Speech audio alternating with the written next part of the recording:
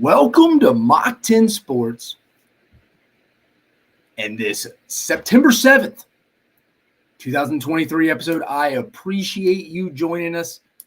It's week two, nowhere to hide in this one. Before we get down to business, though, sorry, I'm just checking a message there from Carter Karels, who will be joining us. We'll get to that in just a minute. Let me send him over that link. 1 second.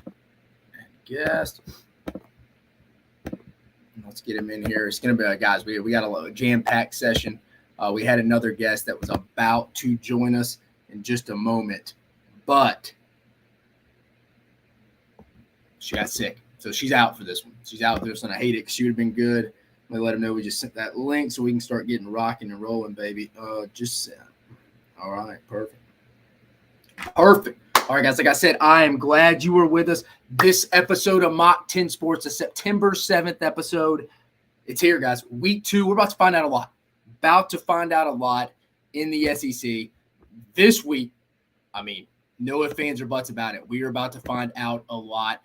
SEC coming off a bad week last week. 1-3 in the first weekend. Obviously, you had the loss from LSU. LSU to Florida State took a loss. South Carolina took an L to North Carolina. 0-2 against the ACC. Got to get that figured out. Also, Tennessee got the one win. I'm going to say it was a big win. They're favored by 27.5 points there. So I really wouldn't say it was a big one. Then Florida losing to Utah. Not good for the SEC. It's usually the opposite. The SEC usually takes a step forward and makes a statement in week 1. But a lot of opportunities. 6 non-conference matchups across the league that I think are worthy of talking about. We obviously got a couple more. We'll get into all of them. We'll get into all 14 matchups. We have we have one fantastic guest. I was still thinking Leah was joining us. We have one fantastic guest going to join us. We did have Leah Vann, Texas Longhorn beat writer from the Texas Lone Star live show, was going to join us, talk a little Alabama, Texas. She's a little under the weather. She was a little under the weather, unfortunately. A lot of LSU fans will know her. She used to cover LSU on the beat for the Advocate. We will have to get her on a little bit later. And obviously, Texas joining the league in 24. We'll get her on again. But again, the show must go on. But Carter Karels here, who covers the Texas A&M Aggies for GigEm 247, will come discuss the Aggies trip this weekend to the 305. If you don't know the 305, it's Miami, baby. Texas A&M heading to Miami. Texas A&M, Jimbo Fisher returning that trip for that low-scoring pillow fight of a matchup last year at Kyle Field and College Station. But Carter will join us here around 7:45, kind of right after the bottom of the hour. So stay with us. We'll preview the Texas A&M and Texas Alabama game after he joins us. But it's Making Money Thursday too, guys. 7 picks. There's a winner and a loser. Last week, 3 and 4. We got to get that better. 5 and 6 for the season. It's kind of where we want to be. It's like I say with my bets. Give me a couple weeks. We go back, watch some film. It takes about 3 or 4 weeks to get a real feel for a team. Again, a lot of overreactions after week 1. There's going to be a lot of overreactions after week 2. How many years can you always go back and be like, man, we really liked them after week 1. Like Florida last year always comes to mind. And then the very next week, I remember Florida beat Utah last year. Everybody was high on them, even myself a little bit. Come back, same place in the swamp, drop one to Kentucky. Teams, again, the old cliche of teams make their biggest improvement, their biggest step from week 1 to week 2. And that's what Mach 10 is going to do too, baby. The biggest step from week 1 to week 2. We're going 7-0 this week. 7-0, blood bank guarantee, guys. Blood bank guarantee. That's what we got. We got a lot going on for you. But let's start off around the SEC. Mixing a little round ball in this discussion too. Jalen Key and Malachi Moore. We're going to stick on the football side of the gridiron. We're practicing on Wednesday for the Crimson Tide. In case you missed it, they left the Middle Tennessee State game for Alabama. Second half, some little banged up, undisclosed injury, but they were back on the practice field on Wednesday. For people who don't know, traditionally, if someone isn't practicing by Wednesday, usually means they're not going to be ready for game day on Saturday. Usually you got, depends if your team practices on Sunday or Monday. I've been on both staffs. If they're not practicing within the first 3 days of practice, probably not going to see them to game day. So it's a good sign. Jalen Key, the UAB transfer, got the start at safety against Middle Tennessee State. Malachi Moore, I feel like he's been on the roster since Joe Namath was on the team. Malachi Moore got the start at the nickel position, the star position is what Alabama calls the inside defensive back.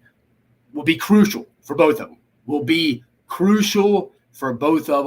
For Alabama, with a Texas team that has some weapons, and if Quinn Ewers can consistently hit the deep shots, and I anticipate Texas taking advantage of that, they're going to test that Alabama secondary because I like the corners. I mean, Terry and Arnold, Kool-Aid McKinstry are good players, but again, secondary, especially with a young guy like Caleb Downs playing secondary, you need a veteran guy who's played a lot of football, similar to not the level in the SC, but Jalen Keith played a lot of football in his career going back to UAB.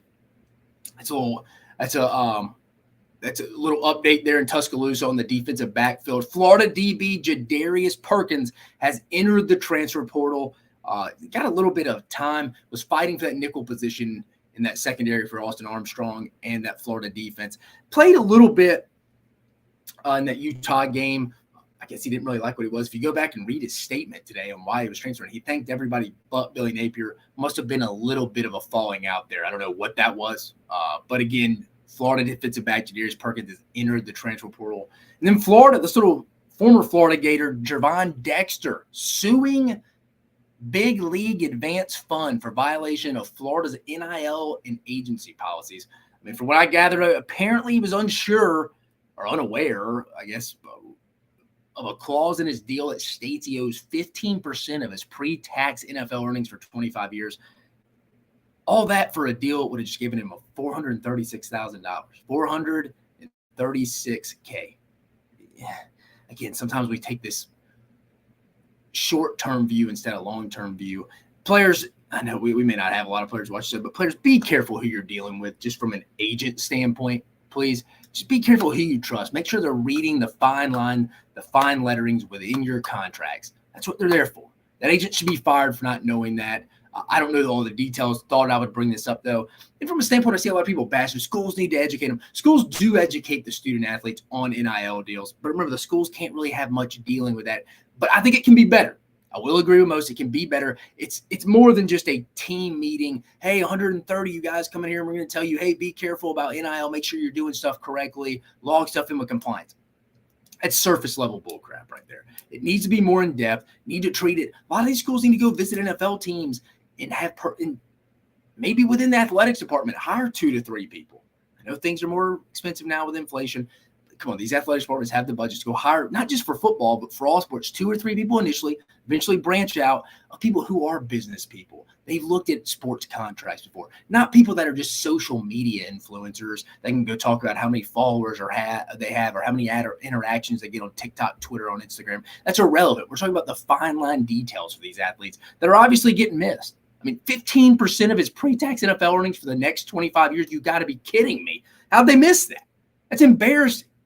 It's like agent malpractice. I mean, what are we doing here? The schools, again, they need business people. I think that would be a good investment for ADs across the country. But again, former Florida player Jervon Dexter, we'll see how this works out, suing Big League Advance Fund for the violations of Florida NIL and agency. I also saw like Fernando Tatis, I think, was with this same agency, and he's having some issues. And then the shortstop for the Reds, his name slips my mind real fast, but he is also with that agency as well. So I thought that was real interesting as well. But moving on, I told you we're talking a little round ball in this one. Call me crazy. Hey, we're going to week 2. What are we talking about college basketball for? Remember, we covered this is Mach 10 sports, the big 3 sports in the SEC: football, basketball, and baseball. And you know what? The SEC released its 23-24, really 2024 conference basketball schedule for this upcoming season. Just a few takeaways before we get into it. Kentucky. I mean, for my standpoint right here, I mean, you got a little bit of this is Florida's schedule right here, a 5-game stretch. Call me crazy here. Kentucky, at Florida, at Ole Miss, Arkansas, at Tennessee, at Missouri, Mississippi State. That's a 6-game stretch right. That's brutal for Florida. We'll get to Florida here in a minute. Just kind of stuck out to me there. Kentucky at Ole Miss, I think it's going to be an improved team with first-year head coach Chris Beard. Arkansas, from top to bottom, most talented probably group in the league. At Tennessee, Thompson Bolin, rumored Tommy Bowles getting renamed. I forget what it is. But at Tennessee, always tough. At Missouri, you can see Dennis Gates' squad going down a little bit. So I could see Missouri being that team that isn't as tough as they were last year. I mean, they lost some of their better players, Kobe Brown being one. The Mississippi State, I think Mississippi State's going to be pretty good too. I think both Mississippi schools are going to be good. Mississippi State got a couple of freshmen, the Marshall transfer to come over. as well. If they can get any kind of offensive production, the defensive guys are back. Four out of their starting fives back between Tolu Smith, a couple other guys, Matthews. Mississippi State's gonna be pretty good. From watching them over their overseas tournament, I forget it was in France or Spain, they looked pretty good. If they can get some offensive scoring going, watch out for Mississippi State, potential Sweet 16 team. Call me crazy. Another one we got. Again, I talk with my buddies all the time. The biggest rivalry in the SEC right now is the Nate Oates versus Eric Musselman rivalry. Two totally different people, two totally different styles. And I mean, Alabama's had a lot more regular season success, head-to-head success, championship success. Not as much tournament success, but Alabama hasn't not had tournament success. 2 Sweet 16 appearances in 3 years. But Muss and the boys, what is that? 3-4 years in a row. Back-to-back Elite Eight performances, Sweet 16 out of nowhere this year with a team that finished 10th in the SEC. Muss knows how to press the right buttons come March. But again, my point being in this one, Alabama, Arkansas in Tuscaloosa to end the year. Last game of the regular season in Coleman Coliseum. Now, I'll give Arkansas fans this a little bit. They've gotten kind of screwed in the scheduling because Arkansas has had to go to Tuscaloosa to Coleman Coliseum for 5 straight seasons. This is the only matchup this year. This is the only matchup. 2 years ago, it was the only matchup, and it was in Tuscaloosa. Arkansas hasn't got that trip back when it's just been a one-game matchup this year. When Alabama and Arkansas have only played once, where they played twice last year. Alabama won in both. But when it's just been a one-game, when they've only played each other once in a season, it's usually in Tuscaloosa. So I get the gripe there from the Razorback fans. Tennessee, they have a rough stretch as well. I've noticed a 3-game rough stretch. At A&M, Auburn at home, and at Alabama. That'll be tough to end the year. And really, the whole SEC, before we wrap this up, obviously I know it's football season. We're going to get to football. A lot of the SEC will depend on how good Ole Miss and Florida really end up being.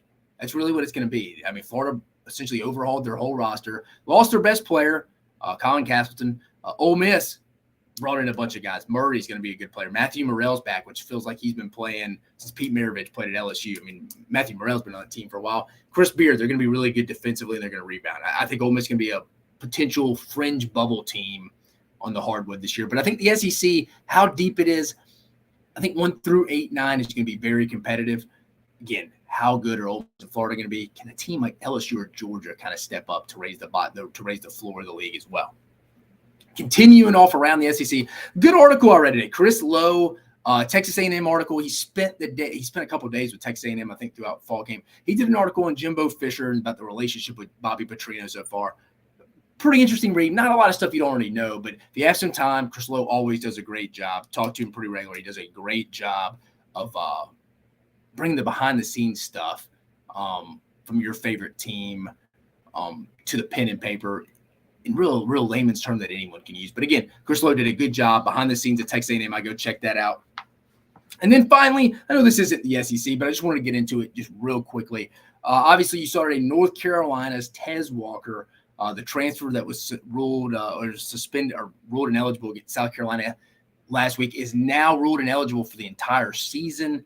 Mac Brown, I'm not going to read it to you, sent like a page-long statement out from the North Carolina football Twitter account if you want to go look at it. I've never seen a coach go after the NCAA as hard as he has or did. I mean, he just totally attacked him. And I get it from both sides. But at the same time, this is something Mac Brown, people are going to pat Mac Brown on the back, and I think he does a great job. Good guy from what I know about him. But again, he's the guy that's kind of been complaining about the transfer portal. They don't need to go to the one-time transfer. And he's kind of been complaining about setting that up. Well, the NCAA kind of drew a line here and said, hey, no, he's already used his one-time transfer from North Carolina Central. And I think the thing that's getting lost is he got his 2020 COVID season, Tez Walker did. Transfer from North Carolina Central, if I remember right. Sorry, correct me if someone's wrong, if I'm wrong. But, he says he wanted to get back home. He went and visited Rutgers in New Jersey and New York City. I think it's a little bit of the cop-out. I get the complaint. Usually these coaches are not going to go complain about the NCAA stuff until it's affecting their own team. And I think that's where we are right now. I get it. Mac Brown's frustrated. I think some teams are like, look at JT Daniels in his 6th, 7th year quarterback at Rice. When does his transfer stop? Oh, but you're telling me my guy's Tez Walker, who is from North Carolina, can't transfer. He was at North Carolina Central, so he's already in his in-home state, but wanted to stay there. Dude, I think some family reason too. he can't go. Why is he not immediately eligible? And why is he suspended? Why is he ineligible for the whole season? I mean, I get these thought processes. I really do. But at the same time, it is what it is. I mean, the problem is there has to be uniformed transfer rules. It's got to be if you're a kid or a family member of anyone listening to this show that has a collegiate athlete, just remember, just to be safe, you may sneak through a loophole and get 2 transfers. I mean, in the grand scheme of things, you get 1 transfer, and you get your grad transfer. So kind of think about that. And if you're a COVID kid, I mean, you get the extra year too, but really get the 2 free transfers, including the 1 free transfer and the grad transfer. But just think about it really 1 if you're someone who's mentoring somebody who's in the collegiate athletics game right now. And it's just that simple. Like if we transferred once and I'm trying to transfer again, I may get held up. But again, it has to go back to the NCAA just setting hard guidelines of this transfer stuff. I think sometimes they were like, well, coaches, you wanted the like who was the tight end? He tried to I forget what his name, Luke, somebody tight end went to Georgia, was wanting to transfer to Illinois because his grandpa was sick, but he couldn't get cleared. But Justin Fields got cleared immediately from Georgia to go to Ohio State when he claimed a lot of racial stuff, which obviously would happen in the stands. We're not going to get into it. It was wrong, but he claimed he feared for his life, but yet his sister stayed there and played on the track team. It doesn't make sense. It's all over the place. It's a bunch of gray area. Waivers are being issued. The waivers have to stop. Let's just draw the line today and say, hey, if you've transferred, you're not grandfathered in, you're there. And I get it. People are going, well, that's not fair. Well, life isn't fair. But this stuff just gets real frustrating just because I think at times we just totally forget that the NCAA has really no governance. And here, if I'm North Carolina, it's easy for me to say, I would let him play. What are they going to do? Well, I asked somebody that today who would know, well, it could be a lack of institutional control. According to who? The NCAA is a dying organization every day, every moment it passes by. Currently, right now, it is 7-18. In 7-19, they were slowly dwindling to even being more irrelevant. Let him play. What are they going to do? It's slowly becoming a governing body that is not going to matter. I would let him play. It's easy for me to say. I'm not an AD. I'm not the one having to go answer to my president and stuff. Because again, some of these presidents don't care about athletics. But again, it's ridiculous. At this point right now, hey, if you transfer once, you can't transfer again. Let's draw a hard line in the sand here. Some adult here. Let's go make a decision here because it's all over the place, man. And again, some of it's coaches. Coaches whine about the transfer portal shouldn't be able to transfer until it's affecting their own team. So it goes both ways. Don't act like Tez Walker's just totally innocent here. He talked about he wanted to get back home, but yet he took an official visit up to Rutgers in New Jersey when he's from North Carolina. Didn't really hold a lot of weight to me. And again, I know this wasn't an SEC topic, but just wanted to bring it up. Getting out of a little bit of around the SEC.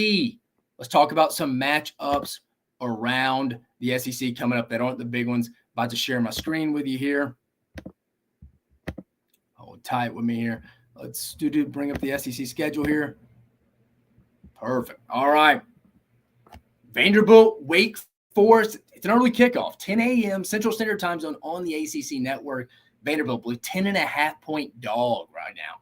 10.5-point dog. Commodores rolling in 2-0, trying to become the first team in college football this year to get to 3-0. Wake Forest took it to them last year. Vanderbilt, let's be honest, guys, have not looked very good in their first 2 matchups against Hawaii and Alabama A&M. I think it was 5-2 at one point against Alabama last week. Vanderbilt kind of exploded, ran away with it in the second half with Alabama A&M. But a lot of people doubting Vandy here. The thing that I will say Vanderbilt may have here is Wake Forest isn't going to see the length that Vanderbilt's a long defensive line. They're getting some guys back. The quarterback, I forget his name, Griffiths for Wake Forest. Pardon, I forget his last name. But he's a 5'10.5", 5'11" quarterback. They haven't seen that yet. They played Elon last week, looked pretty good. But again, I think Vanderbilt could create some havoc up front for him. But again, God, can Vanderbilt secondary cover anyone? It is a poor group. It's not a good group. But on the flip side of that, Vanderbilt's got some very winnable plus wide receivers outside on the backside. I mean, you got Seth McGowan, Will Shepard, guys like that. And I like A.J. Swan. Got a little Brett Favre-ish to him, a little Jay Cutler. Sorry, using the Vanderbilt issue or analogy there. But again, I think he's one of the best. I think he's the best quarterback ceiling-wise. Some call me crazy with Kyle Shermer, but I think he's the best quarterback from a ceiling wise they've had probably since Jay Cutler. Call me crazy. He can make some plays if he gets enough time. Because if he gets pressure on his feet from the interior of the defensive line against Wake Forest, and Dave Clawson them do, the Wake Forest head coach, and then do a fantastic job scheming up that. My concern with Vanderbilt here, guys, we didn't get in a major breakdown of this, but this would be probably the sixth game we need to talk about. It's just, are they going to give AJ Swann enough time? And even if they get up 14-0, can they hold it? Because the secondary is so bad. I think Vanderbilt's getting some guys back from health, from injuries that they haven't had the first 2 weeks this week. But again, an early kickoff, 10 a.m. Central Standard Time Zone. Plus, they're giving Vanderbilt 10.5, kind of like Wake here. Remember, bet my life, nothing in return on TikTok. The over-under win total this year, Vanderbilt the team win total 3.5. I took the over. I like the Doors. I still kind of like the Doors. My guy Tyler Siskey's always giving me crap about it. I mean, he doesn't think they'll win another game. I mean, they got UNLV left, but this is one of those. If they want to get, if you're cheering for Vanderbilt to hit the over 3.5 win total, this is one they may need. This is one they may need to get. Certainly next week, like I've said, they need, after the Hawaii game, you kind of saw some chinks in the armor. They need to split the Wake Forest UNLV game. It could start this week, but I don't think it does. Just have too much respect for Dave Clawson and them. They're going to come up with a good defensive scheme to be in AJ Swann's face. I think a lot. Vanderbilt will kind of have some of their explosive plays too, because I like the receivers. Plenty good enough to win, but I think ultimately Wake Forest gets the job done. Ball State at Georgia.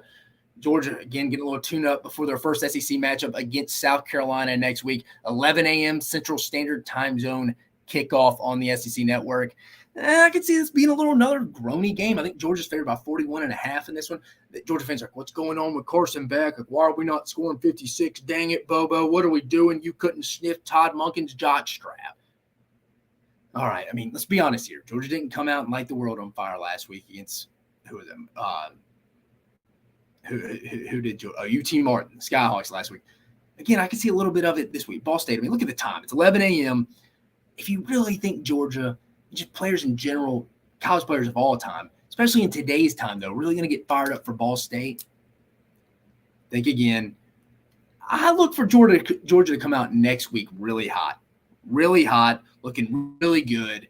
We're going to talk about how Georgia kind of sleptwalked through the first 2 weeks, but I think they're going to put us on notice again next week at Sanford Stadium in Athens when the South Carolina Gamecocks come to town. I mean, if North Carolina, who is improved on the defensive line, racked up 9 sacks and held South Carolina to -2 rushing yards last week in Charlotte, what is Georgia going to do in Sanford Stadium? Add in the fact Kirby Smart does not like Shane Beamer, and he'll run up the score if he gets a shot. I'm telling you. Shane Beamer is not very liked around the league. I kind of get it from stories I've heard, kind of don't from what you see on the surface. I don't know Shane Beamer like that, but it's interesting. Apparently Kirby Smart will run the score up on him. That's one guy in the league in Florida, no matter who's the coach, that he will go run the score up on those teams, or that guy, whoever Shane Beamer's coaching and whoever is the head coach at the University of Florida. But Georgia should cruise here 41.5. It's a lot of points to give up. I don't know if I touched that, but again, I think Georgia could start off a little slow. Wouldn't shock me, though, if Georgia's up 42-0 at half. Just put it that way. Look for Georgia to peak next week, though. Kirby's going to have those boys' attention next week. Eastern Kentucky at Kentucky, 2 p.m. Central Standard Time Zone on SEC Network Plus or ESPN Plus. Kentucky gets to ease into their schedule a little bit before their first big game is when Florida comes to town in a couple weeks. When Florida comes to town in what? I think 2 to 3 weeks Florida comes into town. I'd have to look at the schedule again. I think it's in about 3 weeks. That's really – Kentucky's kind of got an easy stretch rolling up. Let me pull it up real fast just to get the schedule up because I want to talk about this. Kentucky – because Kentucky's got a little bit of time to get things right. They didn't look great last week. Yeah, Eastern Kentucky this week, Akron at home next week, at Vandy, and then Florida comes to town. Then it gets real. They go to Athens. That's why I think Kentucky's going to be 5-0. Rolling into Athens, but specifically this week, they should get the job done against the Colonels, Eastern Kentucky. They should get the job done, but just continue to watch that offensive line. I mean, last week, Kentucky got a defensive score, special team score, made the score look a little worse than it actually was if you just looked at the box score. If you went back and watched the game, there were still some issues with that big blue wall, Kentucky's offensive line. That's the nickname for it if you're just new to the show. But Kentucky should be able to get some push against Eastern Kentucky. And I know people are always, well, you can't take a lot off. Like, for example, this week, you can't take a lot off the Rice Texas game. I've been seeing that a lot. I get it. Texas didn't open up the playbook. Georgia didn't open the playbook against UT Martin. Alabama didn't really open the playbook up against Middle Tennessee State. A lot of blitzing there from Middle Tennessee State. But my point being, you can still tell from getting pushed from your offensive line against their defensive line. We'll get in that. We'll talk about Texas here in a bit. I'll have some film to back that up. But you have to take it. Kentucky needs to lean on Eastern Kentucky. I'm real interested to see. This game's at 2:30. I'll be honest with you. I'll probably be keeping up with this game. Won't be fully engaged watching it. I'll go back and watch it. But I want to see Kentucky get some push from that offensive line. Let's rotate some offensive linemen. Let's don't have Devin Leary in the court in this game in the second half. But let's work on the things we need to get to. Let's let Liam Cohen and him iron those wrinkles out. Because again, they probably got about another week or two to do it. Don't want to say a conference game against Vanderbilt when you start wrinkling stuff out. We'll find out with Vandy in the next 2 weeks, see how good they are for Kentucky faces. But again, they got this week against Eastern Kentucky to figure it out and against Akron to figure it out. We'll get to these other games in just a minute. 3 p.m. Central Standard Time Zone kickoff. Kent State at Arkansas on the SEC Network. Kent State, the Golden Flashes, took the loss to UCF in the night last week. In a pretty big fashion. Kent State looked better a little bit in the second half. Arkansas got a big win against the Catamounts of Western Carolina. I just wanted to see Arkansas start fast last week, and they did. I mean, again, I don't think you're going to get a lot out of this game against Kent State, a little bit more than you would Western Carolina. But again, I want to see Arkansas come out. I think Arkansas's favored by 38.5. Start quicker. I know the defense is going to play with their hair on fire. I know they're going to play hard. That's what Travis Williams' bread and butter is, a relationship with his players. They're going to play to a standard from an effort standpoint. And again, these are college football players, SEC players. We shouldn't be asking that, but you'd be surprised. We shouldn't be talking about effort, but you'd be surprised. Oh, I want to see a little bit better interior play on the offensive line. I know they're banged up a little bit at Arkansas, and Sam Pittman said. But again, got to start getting some of these wrinkles out. BYU, the Cougs come to town next week. That'll be Arkansas's first real test before they head to Baton Rouge for their first SEC game. I know usually that game's used to be when I was a kid, the last game of the regular season. Now what? It's fourth game of the regular season. So we'll get to that one here in just a minute. So we'll continue with that one. But 38.5, I don't know. It's just a lot of points. I'm not going to touch that one. If I had to bet, maybe I'd probably go Arkansas. Though. But again, Arkansas trying to iron out those wrinkles before we really get into some play starting next week. I mean, they're going to be tested some next week. BYU's got enough guys to really test Arkansas. But again, let's start fast, Arkansas. That's what I'm looking for. But again, 3 p.m. Central Standard Time Zone on the SEC Network. 4 p.m. Central Standard Time Zone kick. Austin Peay, the Govs, coming over from Clarksville, heading to Knoxville, Neyland Stadium. Again, 4 p.m. Central Standard Time Zone kickoff on SEC Plus, ESPN Plus. Looks like it'll be after that Kentucky game. Tennessee, let's just see Joe Milton. I mean, they're not going to really get tested. They got this trip to Gainesville to the Swamp next week. See, they already came out with some lines. Tennessee, only a 6.5-point favorite against Florida. I knew that would happen. They're a little concerned about Tennessee going on the road for their first real road game this year, and Joe Milton. We'll see. But Joe Milton, got to take those shots. Problem I got with Joe sometimes is Joe will go overthrow a receiver on his first deep shot. Then the next shot Heupel comes back to, whether it's to Ramil Keaton, Squirrel White, whoever it is, shorter, it doesn't matter. He'll underthrow it. He gets in his head. It doesn't come natural to him. That's where he's got to settle in. And that's where I think next week against Florida is going to be real important. That's going to be real important. How does he handle adversity? I mean, what if they get down real fast? Because I think Billy Napier and them are going to come out with a different plan and not be as – I'll be interested to see. I don't think they're going to be as conservative as they were last week. That game's tricky next week. I mean, Tennessee just needs to get out of this game healthy against Austin Peay. They do. 4 o'clock game shouldn't be too bad. But Tennessee, I didn't even see a line on this game. Tennessee is going to win this football game, but they need to work. Joe Milton needs to – I mean, all we heard all fall camp was Joe Milton didn't have an interception. I know I'm talking about hand talent and touch, but Joe Milton needs to start being more consistent. If he overthrows him, hey, let's come back to it. Let's don't be underthrowing it. Let's don't change what we're doing here. It's like a baseball player or a golf player. Hey, we hit one bad shot. Let's don't go change up our swing now. Let's don't go change up our swing. We are who we are. Joe Milton's a solid quarterback. Josh Heupel produces good quarterbacks within this system. Keyword being within the system. But again, Josh Heupel's not paid to go put quarterbacks into the NFL. He's paid to go win games. I think Tennessee, again, I've said it all season. They're to that point now. 8-9 wins should be expected every year for Tennessee. But again, I want to see a little bit more consistency out of Joe Milton. Again, 4 p.m. Central Standard Time Zone kick on SEC Network Plus, ESPN Plus. 6 p.m. Central Standard Time Zone kick. Interesting game here, I'm telling you. Middle Tennessee State. Remember, took a loss to Alabama last week in Bryant Denny Stadium in week 1. Head to Columbia to face the Missouri Tigers. SEC Network plus ESPN plus matchup. This game should probably be a little bit of a, if it wasn't for the Arizona Mississippi State game on SEC Network. I'm going to tell you, it's a trap game. The line's 21 and a half. I saw Middle Tennessee State, a very aggressive defensive team, a lot of run blitzing. Again, if Brady Cook or Sam Horn cannot take advantage, because they're not going to allow Middle Tennessee State, Rick Stockstill, and Coach Schaefer, the defensive coordinator for Middle Tennessee State, they're not really going to allow you to run on them. Go watch the Alabama game against them. Alabama, I think, got pretty good push for being out man or hatted at times. There wasn't a hat for a hat. I mean, they were blitzing A, B, and C gaps. And it's a gamble at times because if you're blitzing the wrong gap, I mean, that's another one. It's open. But again, Middle Tennessee State did a pretty good job guessing. They're going to give up one-on-one situations and dare you to go take advantage of that. They did last week. Jalen Milroe made them pay a little bit. This week, though, was with Brady Cook and Sam Horn rotating last week. It's going to be interesting. I mean, again, you got it because they have outside weapons. Luther Burden, Mookie Cooper, Theo Weiss coming over from Oklahoma. Missouri has the weapons. They're going to have to take advantage because those plays are going to be there. I mean, I don't think they're going to run that well in Middle Tennessee State anyways. I mean, Missouri struggled to get pushed against South Dakota last week. I think Missouri's going to be fine. This game's going to test them. 21.5 is a lot. Oh, and factor in, they could be looking past this game. Sleeper game, because you know who comes to town next week? Kansas State returns the trip that from Missouri going to Manhattan last year, that massive rain, torrential downpour game where Missouri just got embarrassed. There's a big break in it. I think the game took about 5 hours. I mean, Missouri sat there and got their brains beat 42, 49-14, I think, for a long time. Rough game to go through. Kansas State comes to Columbia next week. If you don't think Missouri's got their eye on that, you need to be examined. I'm telling you, it's just the way it works. These guys are looking ahead. They probably just saw Bama kind of manhandle these guys. Middle Tennessee State's a better football team than people think. Defensively, they're going to challenge Missouri. I'm just telling you. Missouri doesn't take advantage of the one-on-one opportunities, but they're better wide receivers than what Middle's got on the back end.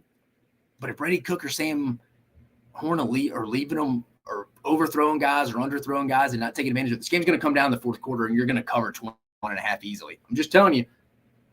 That's just a little sliding under the table if you're wanting some money. Sorry, Missouri fans. I'm just telling you. I'm not betting this, but if you are, you're a brave person, but I'd go Middle Tennessee State minus 21.5. It's going to be a solid game, I think. It's all going to be depending on if Missouri can take advantage of the plays. That will be there in the secondary. They got to take advantage of it. Got to take it. 6 p.m. Central Standard Time Zone kick on the SEC Network, ESPN Plus. 6:30 p.m. Central Standard Time Zone, Grambling at LSU on the SEC Network, ESPN Plus. There's a lot of those games this weekend. LSU trying to get back on track. Played Sunday night. Was obviously up 17-14 at half against Florida State. We talked about it on Tuesday's episode. Got physically dominated and bullied. People are going to call me crazy. Oh, it was only a 7-point game in the fourth quarter when Jaden Daniels threw the interception on Malik Neighbors when he slipped, and then they took over when Florida State went to the two-back formation. Yeah, but Florida State was bullying them. Those personal foul penalties on the sideline and stuff added up. It was like a boxing match. Just boom, boom, boom, jab, knockout. Yeah, all right. Yeah, kind of a shot below the belt. Refs breaking it up. That's the personal foul. But you know what? It adds up. LSU knew in their head, like, dang, dude, this team's fast and they're physical.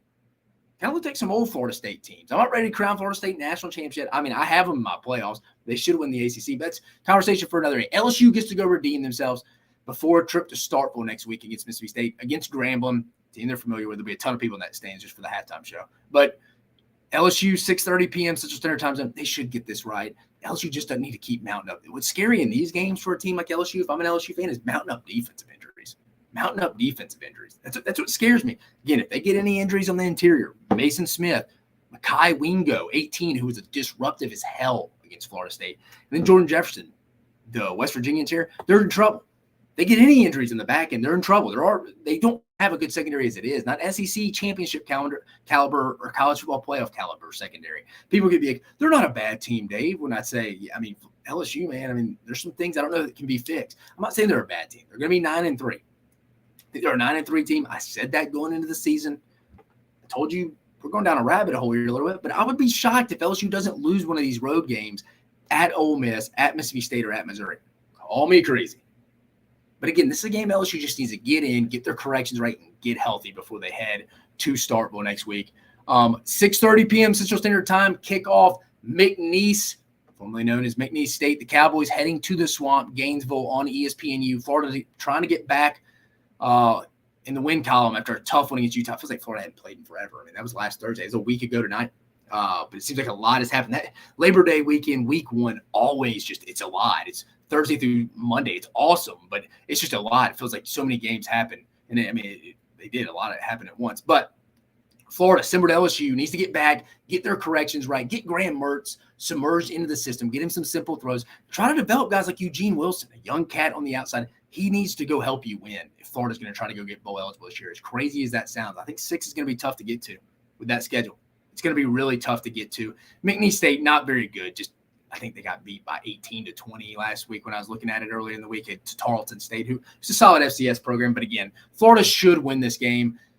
Watch for the Florida offensive line here. If they can't get much push against McNeese State, it's not good. It's not good. It'd be similar to Vanderbilt. It'd be similar to a Vanderbilt Commodore type thing where they're struggling to get some push against Alabama A&M in the first half. And that's why I'm concerned with Vandy now, especially at 3.5 over team win total I put in at the beginning of the year. But Florida, this is a get-back right game before a big one next week. Obviously, we'll talk about it next week. Florida 6.5-point underdog going into it as of this moment before we played week 2. With Tennessee coming into the Swamp, Florida's going to be like a cage dog back into a corner, man. If they don't have to go win the Tennessee game next week, but they have to look competitive. And Vegas obviously thinks this game's going to be competitive. Florida and their fans in their backyard with their backs against the wall. I think Billy Napier's fighting for the season here. You lose this game, you look bad, you may lose the team.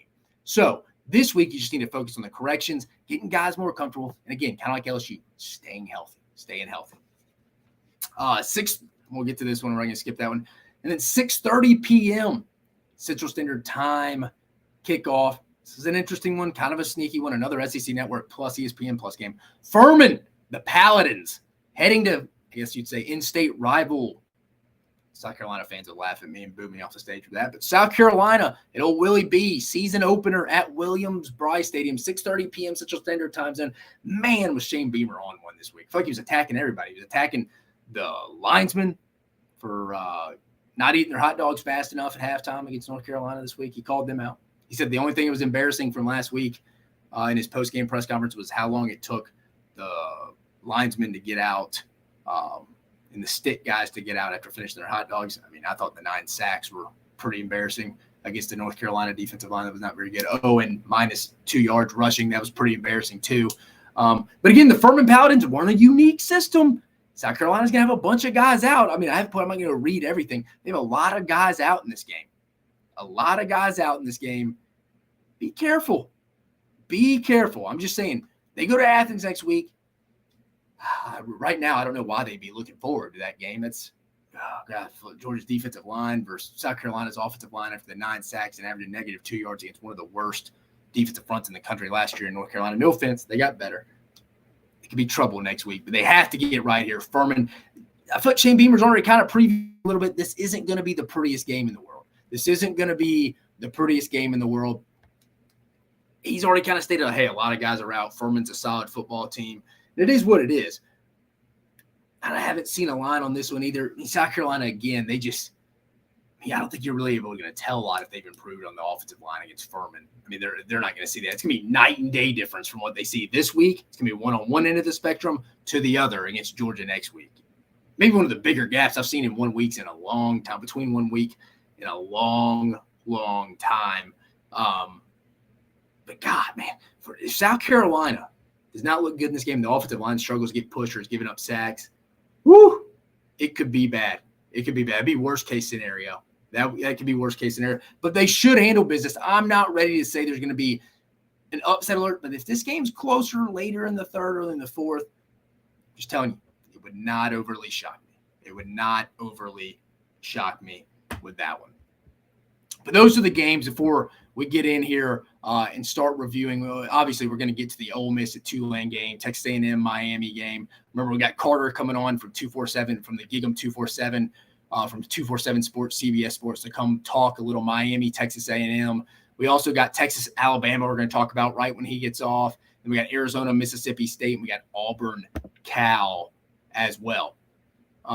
Let's get the share off the screen here.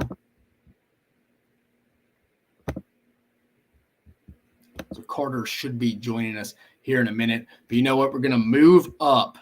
We're going to move up the old – let's go down. Making Money Thursday. Let's push it up. All right. It's time, guys. We got about 4 or 5 minutes before we get Carter in here. So let's go. Money Making Thursday. Here we go. 7-0. Here we go. Colorado. We're leading it off, baby. I was wrong about them last week, but I'm taking them this week. -3. Give me the Buffs against Nebraska at home. It's going to be probably one of the more raucous environments in Boulder since probably the 90s. Probably since the 90s when they were really good with guys like Rashid Salam and guys like Cordell Stewart, guys like that. I like Colorado here. Was not impressed with Nebraska against Minnesota last week. I think Colorado covers this one. Now, will they be sleepwalking? I've thought about that, but also at the same time, Boulder's going to be rocking, dude. I mean, Prime is the king marketer. Does he talk a little too much? Sure, that's his personality. I like Colorado this week. -3 against Nebraska. Not overly impressed with Nebraska, but I like Colorado. Texas A&M, -4.5 at Miami. Well, I mean, I'll give you my preview, but let's get into the picture now. Texas A&M -4.5 at Miami. I like the Aggies here. I like the Aggies here. I'm really not concerned about the offense. I think they're gonna come out arrogant. They're going to come out arrogant this week. I think you're going to really see why Texas A&M is going to be really good on offense this year. It starts outside with the freak shows they have at wide receiver. And I think Connor Weigman is a gamer, a guy who can throw off different platforms, different arm angles. He's not going to be the guy that goes wows you at practice if you just walk out there. But he's a guy that when the lights turn on, he's a football player, man. He's going to go make plays that you just can't emulate in practice. But I like the Aggies. I'm not going to ruin that one for you. -4.5 there.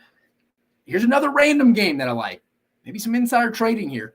UConn +3.5 over Georgia State. Give me Jim Mora and the boys, baby. Give me the Huskies +3.5. This one right here is my Great White Buffalo guarantee of the week. Great White Buffalo guarantee of the week is UConn +3.5 over Georgia State. Give it to me, man. Why is UConn getting points in this game? They're the better football team. They're the better football team. I think UConn covers this easy. Remember, the Great White Buffalo, guarantee of the week. UConn, the Huskies, +3.5 over Georgia State. Alabama. We'll preview. I'm not going to go too much in that one. But give me the -7.5 versus Texas. Give me the -7.5 versus Texas. I think Alabama, it's one of those few games where Bryant-Denny Stadium, and again, we'll get into it, comes alive. I like the Tide here. Give me -7.5. Next one, UTSA -11. I like them against Texas State. I think they're going to cover double digits. Texas State coming off a big win against Baylor. I think G.J. Kinney and the boys who I worked with, he was the offensive coordinator at UCF when I was there. I think they come in sleepwalking a little bit. I think Jeff Traylor and UTSA are going to be pissed off after their loss to Houston last week, a game they think they should have won. I think they go make a statement this week. I think they easily cover this one. This was almost the Great White Buffalo guarantee of the week as well. I like UTSA Roadrunners -11. And then Auburn Cal. There's going to be a lot of points scored in the old Pac-12 after dark late night kickoff between Auburn and Cal. I like what Auburn's doing on offense. Cal, Jake Spavital, new OC. Got a pretty good running back in Ott. Quarterback situation up in the air with Sam Jackson potentially being out. Who knows how that goes? Does Ben Finley become a full-time guy? Is he the guy for him in this game? I think that's probably what it's leaning toward. But I like the over in this. Over 54.5, Auburn Cal. I think the over hits here. Feel pretty confident in that one. A lot of points scored in that late night matchup in the Bay. And then Ole Miss Tulane. We're going to go back to the over-under. I've been very successful in those. Just telling you, heads up. Over 60. There's going to be a lot of points scored. Ole Miss going to put up a lot of points on Tulane. Tulane's best defender, their linebacker, is going to be out in this game. I believe it's Platt. Corey Platt will be out in this game. And then Tulane, I think Ole Miss has a lot of holes on that defense. I know they only gave up 7 points to Mercer last week, but if you go back and watch the game, some of it's scheme with Pete Golden, but also there's not a lot of great personnel in that back end. It's not a deep group. I think Tulane's going to get theirs too, but I think it also overall just hits the over at 62.5. So we'll circle back, but just the money-making Thursday, 7-0 picks right here, baby. Colorado -3 against Nebraska. Texas A&M -4.5 at Miami. My Great White Buffalo guarantee of the week here. UConn +3.5 over Georgia State. Alabama -7.5 versus Texas. UTSA and Jeff Traylor and the boys getting some revenge against Texas State -11. Auburn Cal over 54. Ole Miss Tulane over 62.5. But here we go, baby. Let's get Carter in here. Carter, what's going on, baby? Hey, nothing much, man. Thanks for having me. No problem, brother. Hey, before we get on, we pronounce the last name. Is it Karels? Karels. All right, so everybody, we talked about it at the beginning of the show. We have Carter Karels coming on from 247 Sports, specifically GigEm 247. They do a great job over there on that website. That's what I get a lot of my stuff from there when I go read up on Texas A&M. But again, joining us, the big matchup, 2:30 p.m. Central Standard Time Zone, Texas A&M at Miami. Carter, what are the thoughts through one game, one spring ball, one fall camp down in Aggie land right now? There's a lot of optimism compared to where they were feeling, I guess, in January, right? I think December, January of last year, it couldn't have been more negative and just down. But you've seen A&M make a lot of changes since last season, whether it's getting some of the bad apples out of the program that had kind of permeated the culture here, or, the offensive play calling, turning to Bobby Petrino, DJ Durkin being more involved coaching the linebackers this season. So you've seen these changes. You also saw, pretty young team last year. They brought back everybody but 3 starters. They were pretty banged up last year as well. They entered this season a lot more healthy. So a lot more optimism. And then they came into the New Mexico game where it's kind of like, well, we'll see if it actually plays out the way we think it might. And I think a lot of Aggie fans took a lot of positives from that game, 52-10 against New Mexico. It's New Mexico. It's not like it's this world beater or anything. But the offense scored 5 touchdowns in its first 5 drives. The defense held them under 100 yards. And for the most part, it's a pretty clean game outside the beginning of the second half. So I think you had a lot of positives to take away from it for sure. No, absolutely. If you go back and watch the games, like you said, I've seen you post stuff on Twitter all day today. You can tell the offense is, the term that came to my mind, a little bit more arrogant in a good way. Right. If that makes sense a little bit. Right. You're talking about the move. Yeah, offense. I thought they looked more aggressive. It looked like really a lot of Bobby Petrino stuff, obviously from Missouri State and Arkansas. But it just looked a little bit more arrogant. I think Connor Weidman, just from talking to guys in that building, he's more of just a game. I mean, as you probably heard, I'm sure, just more of a gamer. Like, not going to come off as a great practice player, but some 7-on-7 settings, 1-on-1 settings could come off a little bit. But God, the guy can just throw off different platforms, has a strong arm to throw it to the other hash across the field, stuff like that. I saw you were mentioning that kind of stuff on social media today. But what is the feel for this specific game? I was looking around.